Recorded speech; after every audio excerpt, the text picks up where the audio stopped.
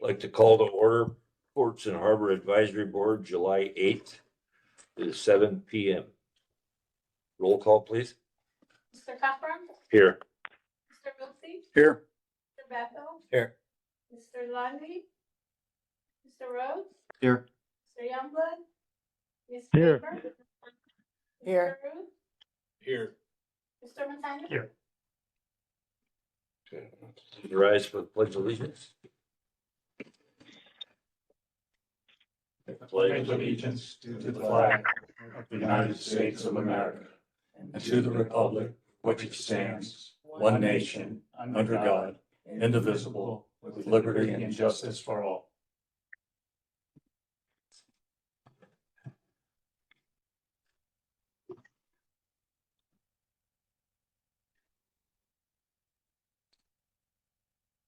Okay, I need a motion to approve the minutes. Make a motion to approve the minutes. Give it a second, please. Second. All those in favor? Aye. Any opposition? Hearing none, unanimous. Do we have any communications? Okay, none. I don't see any person to be heard. Unfinished business, I guess we have none. Okay, right down to new business. Harbor's launch ramp. So I think it's in the director's report, but I'll touch on that briefly. We were talking about launch ramps and the use. So we have two things going on with the launch ramps. One was certainly just the parking lots out there and taking care of the potholes and things like that. We reached out to the state. They basically came back and said they would not be entering back into that MOU to take care of those. So what we have done in the short term is rented some equipment. We've gone out and kind of taken care of some of those potholes, regraded both Knutson and Mountain Point. And kudos to the harbor staff and the maintenance folks that took care of that. And so they're a lot more serviceable. I don't know if you've been out there lately, but they look a lot better. And we've heard a couple good things about that already. So that's a good thing. Did it come out of our budget? It did come out of our budget, Harbor's budget. Harbor's. And the other item that's going on, there'll be a memo that we'll push forward to city council. I've already written that memo and forwarded it on regarding the possibility of reaching out and obtaining both of those parking lots. If we're going to maintain those, the idea is to possibly see if the city wants to own those. So that memo's, Which two parking lots? The one at Knutson Cove? yeah, you have the one at Knutson, which is the upper that's owned by DNR. And actually the road going down there is DNR as well. And then the Mountain Point boat launch, that is owned by Alaska Health Trust. And I've reached out to them as well and talked to both of those folks. So I've talked to DNR and Alaska Mental Health Trust, and they both seem amenable to possibly talking about that. And before I'm moving forward on that, I want to go to council to make sure that's something that they would like me to do. So that's where that kind of stands with Mountain Point and Knutson at the moment. The other thing I can report on Knutson, there was issue with Mr. Salee regarding signage or regarding just loading and unloading. You guys all saw that email that went out. He in fact can load and unload. We put a sign there, a 15-minute loading and unloading. I believe that's been installed. And that the way it makes it very clear on, that he can load and unload. He's got 15 minutes to do so. Somebody else shows up, the 15 minutes starts, he needs to move away, let somebody else load. Once they go, he can go back and start again. But that's the idea. And was still with a caveat of if he's got a lot of construction material, to please arrange to use the drive down ramp. That's what it's for. So Sure. I think that kind of solved that issue. Good. Okay.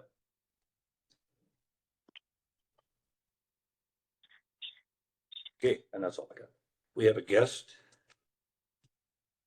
We do. This is in regards to the next item, which was the public parking at the Harbors facility. Ladies and gentlemen, this is Amanda Robinson. She's Assistant Public Work Director. And she'll talk to you a little bit about that parking lot and some things that are going to happen in the future to help maybe alleviate some of the parking issues. So I'm going to go over parking that we have near all of our harbors in the city limits and a little bit of history behind parking areas and how they became.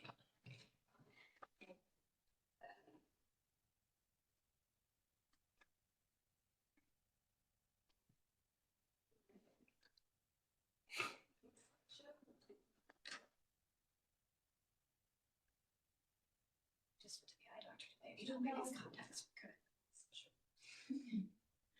Okay, so our main areas are Bar Harbor South, Bar Harbor North, City Float and Case Moran, Thomas Basin, and then we also have Canoozin Cove and Hole in the Wall, but because we don't have any city property there, we don't control any parking or anything. It's outside of the purview of Public Works, so I'm not going to cover those. The area of Bar Harbor South, which you guys are all familiar with. The first is Marine Works Way parking lot. It's behind Madison. This parking lot is all public parking. The funding source of the parking lot originally was from the Public Works Sales Tax Fund, which makes it public parking. And then the adjacent property owners actually did chip in some funding at its creation as well. So they had an LID, which is a organization with those property owners that give them some parking. It's like a calculation that they do that gives them a little bit of zoning leeway to have parking in that area. So that one is all public parking and funded by Public Works Sales Tax Funds. And then the drive down ramp was Ports and Harbors funded and grant funded, I believe.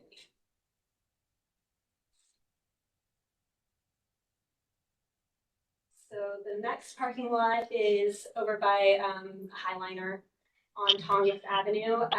So how the next few parking areas came to be is when DOT came through and they widened the highway, they took away street parking in a lot of areas. And to do that, they gave a land swap. And so DOT gave land to the city to add parking along Tongass. And all of that parking was determined to be public parking. And it's all adjacent to our harbors as well. So that is why all of these parking lots adjacent to the harbors are all public parking. And most of them are a mix between 24 and 72 hour parking as posted. I'm not quite sure how many spots in each one, but it's usually a mix.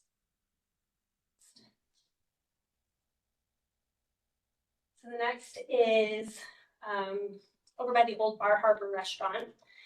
This is something that we're looking to expand, which would be great for everyone. I am currently working on a project to demolish the old Bar Harbor restaurant and deck and pilings. I'm waiting to hear back from the Army Corps to see if I can use the nationwide waiver to take out the pilings and not have to get an Army Corps permit. But I'm hoping to get that out to bid in the next month so that we can get this out of the way. And then we can start working on funding sources to fill that land and expand the parking lot. This could be an opportunity where we could potentially have harbor-specific parking if Ports and Harbors pitched in funding. So if funding came from Ports and Harbors, we'd have a better case to have harbor-specific parking.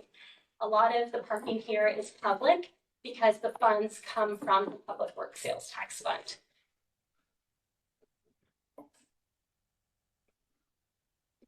So can I ask a question? Sure. That specific area where they're down that building, Yes. fill in those pilings with dirt, rock or whatever. Yeah. Could we get rid of probably an Army Corps question, but get rid of that with promenade there Maybe. and We move did the do- ramp? Yeah, we did a historic survey in that area, and there are a couple things on that specific drive area that are technically deemed historic or could be historic. And so we would have to look into if if it's historic enough, to say or not. I don't really think it is. It's not anything of note. It just is indicative of different the type of docks that we would build in Ketchikan over time. So on the report, I think it has 2 of the 5 criteria that it meets to be historic or on the register. So we would have to look into it a little bit more for that. I was surprised that the building for the restaurant did not, but Thank the goodness. structure next to it, the drive aisle did. So it's something we'd have to look into, but we would really like to do the whole thing. Yeah, and I know some of us would love to see those 2 properties adjacent. There's 2 buildings right there. One of them's for sale right now. And the Yeah. other one, I don't know if it's even occupied. I'm not sure. Acquiring property would definitely have to go to city council. We would have to have the proper funding source and it would have to be approved. That's a good question. Yeah. Best thing, no, I mean, the only thing you can do is try to bring it to city council. Right. And also how long if you get the Army Corps engineers permission and all that, how long of a time frame are you looking at getting this done? To demolish the building? And building it? Oh, a month. It'll be really quick. We already have everything ready to go. I need to get it out to bid as soon as the Army tells me, yes, you can. Yeah, use this, or I've if I taken a need- building like that similar down, did it in a day. Right off right here and a couple dump trucks. There's quite a lot of piling under there, 89 piles. 89 piles into that building? Yeah, I was Under the surprised. small building? Uh-huh, yeah, Wow. so I was shocked. Well, there's some. A lot of lumber. Stout. Crazy so piling, yeah. Yeah, but that's the plan is to get it down by the end of the year, and then Yeah. we'll work on figuring out how to fund getting it filled, One step at a time. one step at a time. So next is Bar Harbor North area.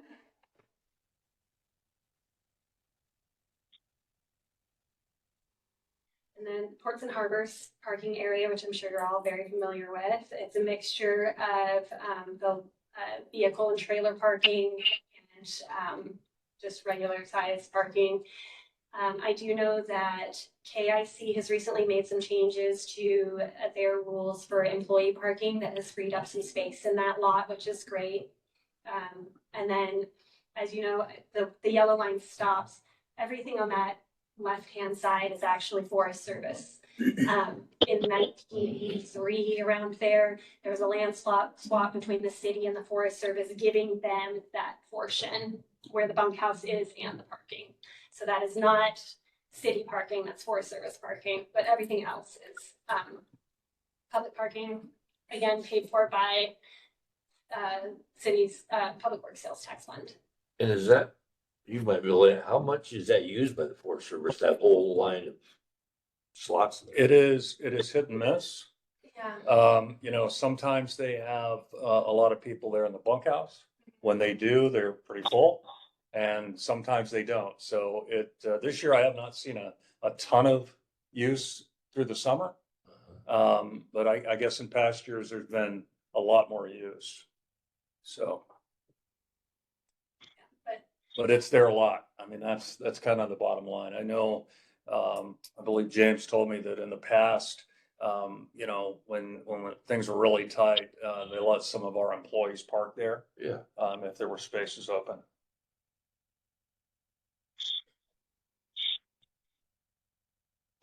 Next is the area around the old VFW building.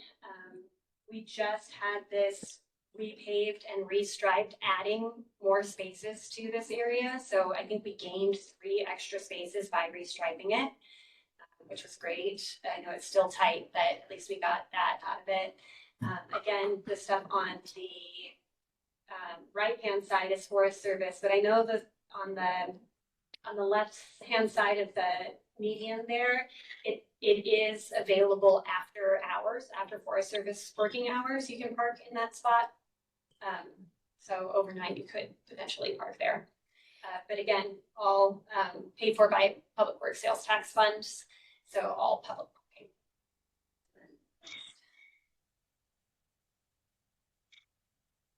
And then we've got over 3 parking, again, all public parking. I know this might be joint funds between Ports and Harbors and Public Works for the structure. It needs a little bit of work there on the underside of the structure, and then we have a plan to do some pretty major work on the surface for 2026 for in our Public Works Sales Tax Fund.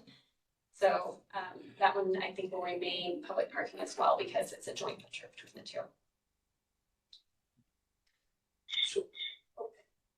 So, ports, could they chip in on the lot like that? They could potentially, I mean, we could use some of their, What is that line? What is it? Where is Next that? to Thomas. right out. The Tongass dock Yeah. lot. not this one, but the the prior, Prior one, prior, Oh, one. yeah. yeah. Yeah, It's that's the lot straight right out in front of you. right here. Yep. Yes. Yeah, and I would be a big advocate for using port money on that lot. I mean, we've got funding there and I mean, it seems like it'd be legal. Or. It's a big I lot. just thought it was Tongass. No, it's Doors. not. no, No, it's no, public parking. no. It's owned by the city. They get a free lot. They do. Yes, sir. My understanding is when they put that parking lot in, that there was an assessment from all the businesses had to chip in. I think there is also maybe an LID for that area, because it is a larger lot in the downtown. I know that I'd have to research to see Yes, Gilmore. what the agreement is. Well, there's a business down in the alley farther down past, across from City Float, and I know that I got an earful one time From about Nancy. having to pay Yeah. for that parking lot to be built, so. It's typically if you have a business that does not have adequate parking for code, then you pay into the LID and that money goes towards paying for the parking strip areas that we do have upkeep to it. Parking. Or potentially building a parking garage or something in the future.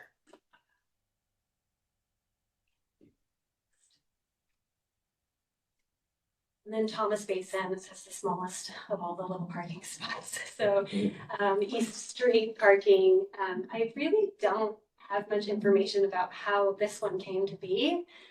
I'll have to do more research. I'm not quite sure, but it is maintained by Public Works Sales Tax Funds. We did just recently fill a little sinkhole in that area, and it is maintained by our streets group. And next. And the parking, like by the potlatch at the top, there you go. Yeah, so on Thomas Street, that also is maintained by Public Works and our streets crew. We do quite a bit of work on Thomas Street, and that trestle, it's a lot of maintenance. Yeah. So we could go to the next one. Russell. Yes, sir. So that's city parking, right? It is city parking. Yeah, so is it Public Works funding, so it's It is. public parking? It is public parking, yes. But that's gotta be a real burden of the maintenance Yeah. on that trestle. Oh, yeah, city Yeah, we workers do. keep maintaining it. Yeah, we do quite a lot of maintenance on that. And then we also have utilities hanging underneath that have a lot of maintenance as well. Yeah. Yeah. Constantly down there. And to take an area like that and to fill it, bulkhead it, fill it, which is a one-time deal, boom. That would all have to be cleared by the Army Corps. It would, yes. And the hurdles there would probably be marine mammal Right. habitat and those types of things. I think that would be the hardest to sell. for that Yeah, thing. well, we all know Yeah. that.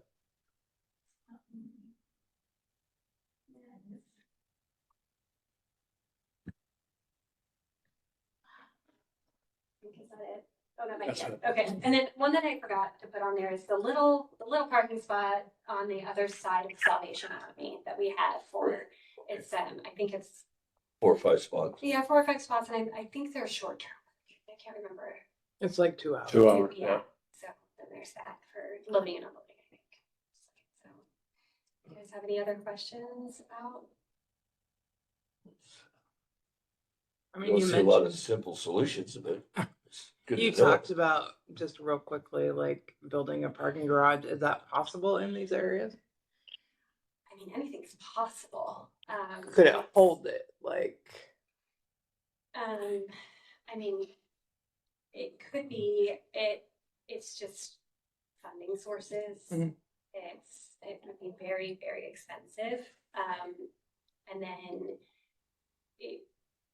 all of those are on the water, so how high would you want to build up on the Right. water? yeah. And I think a lot of public pushback, maybe putting a parking garage on the water and like blocking view and that kind of thing, it could be a hard sell, especially in the Thomas Basin area, that would be it. So, I think we are constantly working on just trying to get more parking around and wherever we can kind of find it. And the Old Bar Harbor Restaurant is really our best bet right now. That's a spot we've got, and we're working towards filling it as best we can.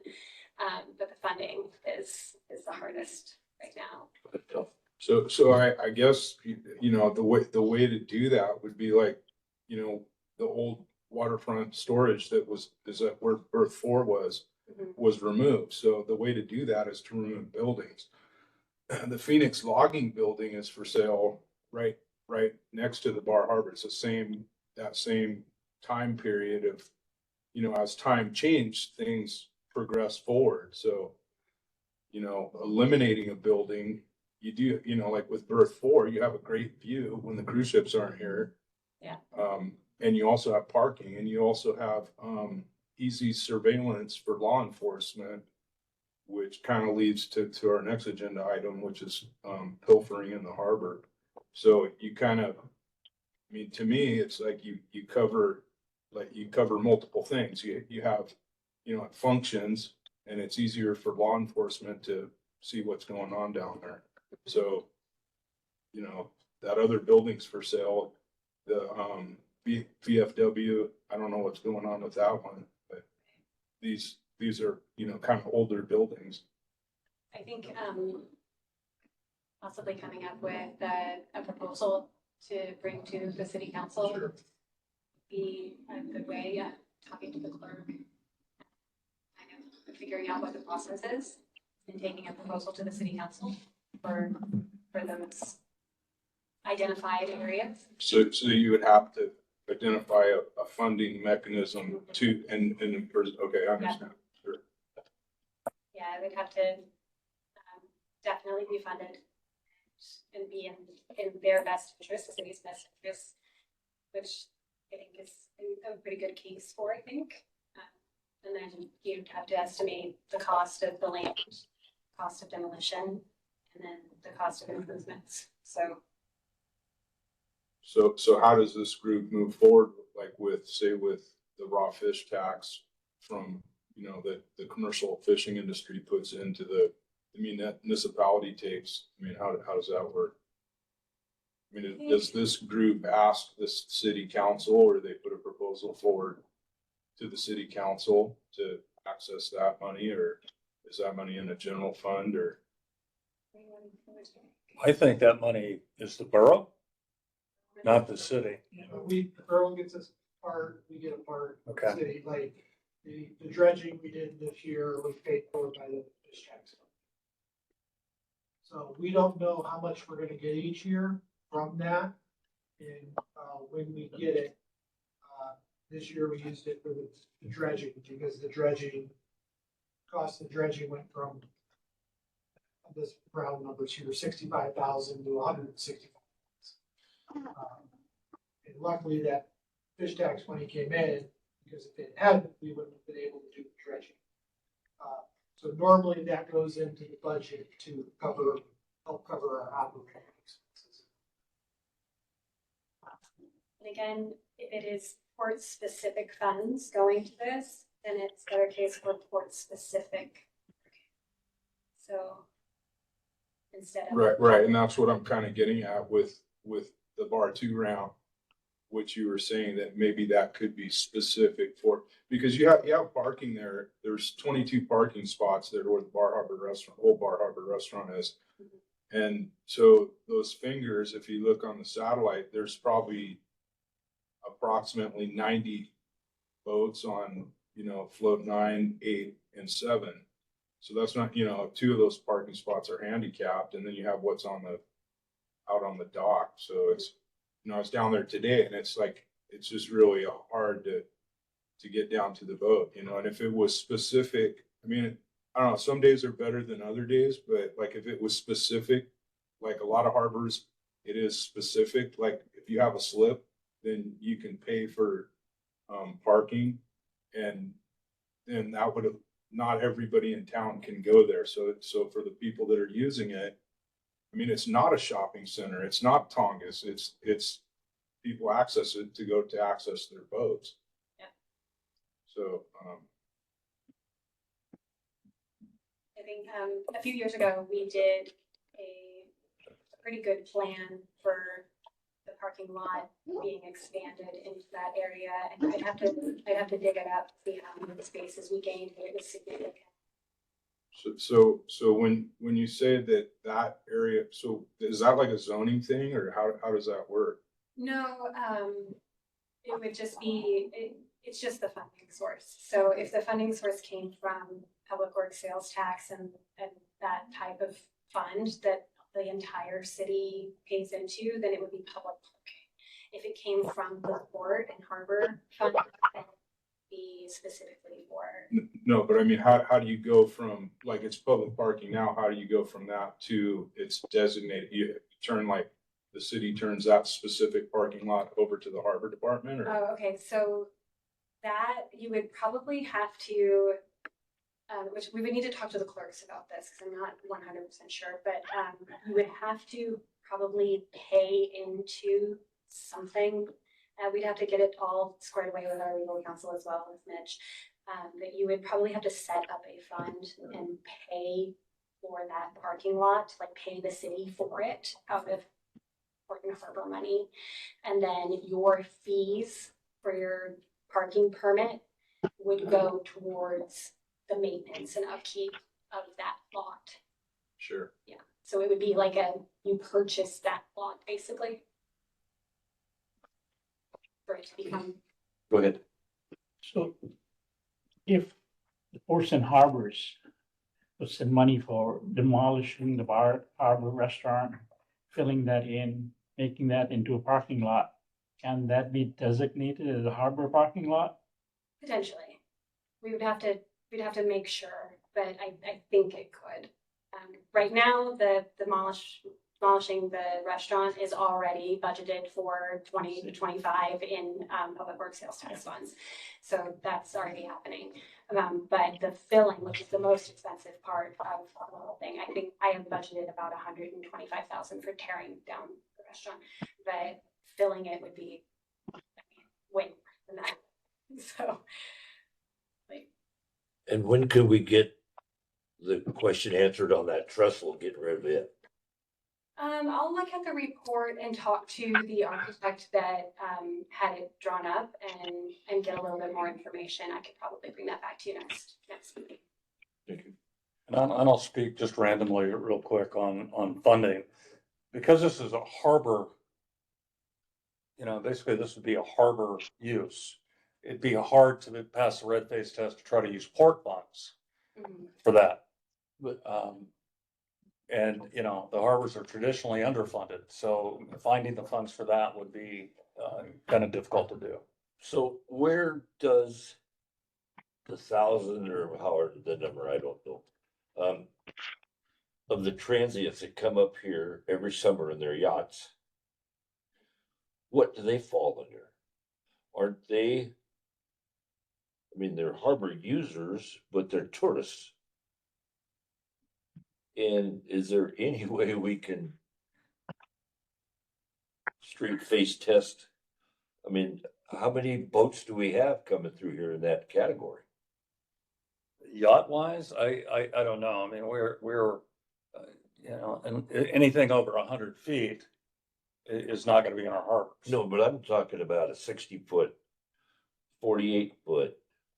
They get, you know, if we have a transient coming through, they're gonna get charged their rate. And it Right. goes into operating funds, but it's It not, goes into you. you know, Yeah, yeah, us or whatever. right. But it's, You can't link it to the port. right, that's not linked to the port. That's linked to harbor. It comes back to the harbors because it's being, the funds are being, you know, if we have a vessel that comes into the harbor gets the funds. You know, they charge them the set amount and that's how we do that. You know, if there's space available, there are times there's not space available and they have to go somewhere else. But, you know, I certainly, you know, there's not a big pot of money sitting somewhere in harbors No, that, you know, that we can say, oh, we can use that. That would have to be something that we would have to try to figure out a way to generate that money. Dr. Gleason, share some of the CBV funds, because tourists do use the harbors. they do. Well, yeah, and then you have charter boats Yeah. that use the harbors that work with the cruise ship industry. And so we maybe talk to Clea at the end of the year, see whether we can use the CBV funds. The harbor, Pick up boats, drive up and down the Yeah, ramp all day. all the ramps, especially when they're tendering. And that's one thing next Clea meeting, I'll put that up. So it sounds like our next move is to go to city council. Yeah. Anyone have any other comments?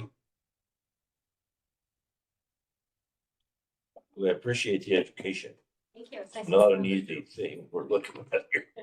Thank you. Thank you. Thank Thank you. you.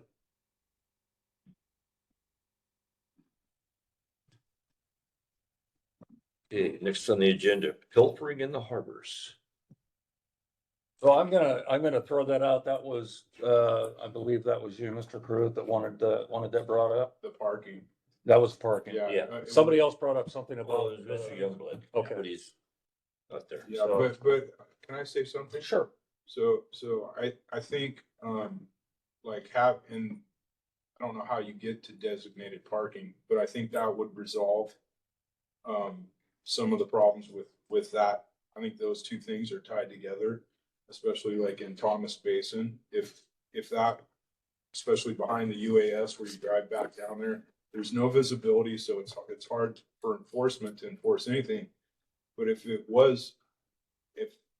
that parking went to the harbor, that would be a deterrent for people that are parking and living in their cars. I don't know how else to say that, but I think that's part of it. That's definitely part of the problem with bar two. Although it seems like it's kind of mellowed out this year, but in the past, you know, I've seen people down there living in their vans, their feet hanging out of their cars, and it's like they're there all night, and then I can't go park there, and I actually have a boat there. So I think those two things are kind of tied together. I can speak a little bit to the East Street parking.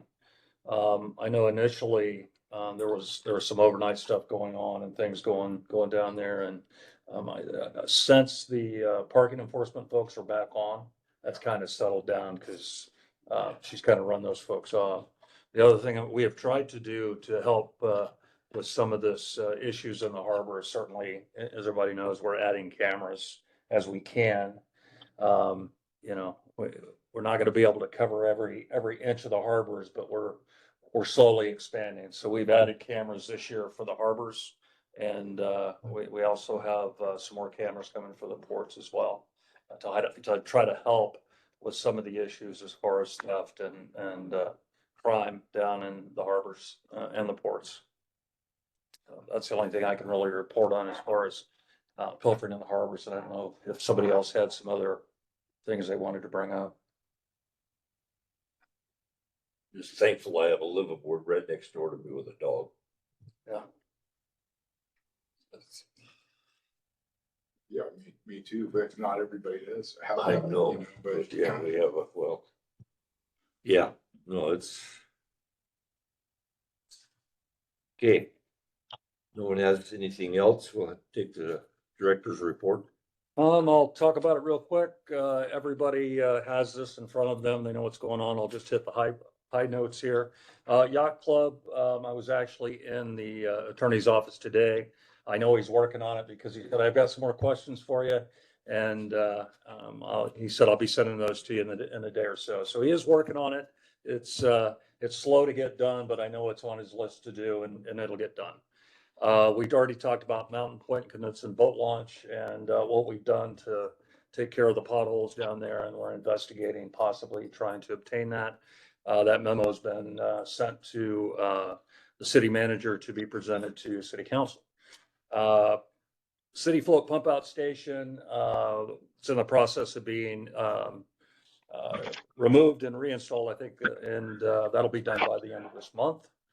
I'm sorry. The end of this month. Harbor masters continue to work to accommodate transient and local vessel traffic. Knutson boat launch loading, we talked about that. We've addressed Mr. Solis' concerns. Port side, we've got 2025 cruise season. It's cruising right along. Folks are doing a good job down there.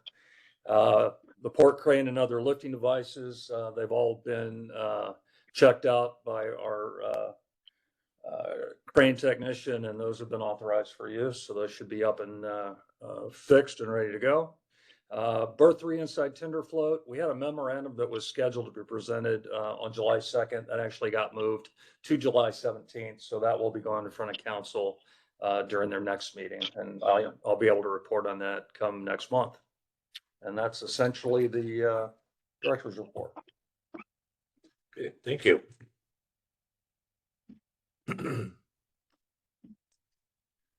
Anyone have any future agenda items?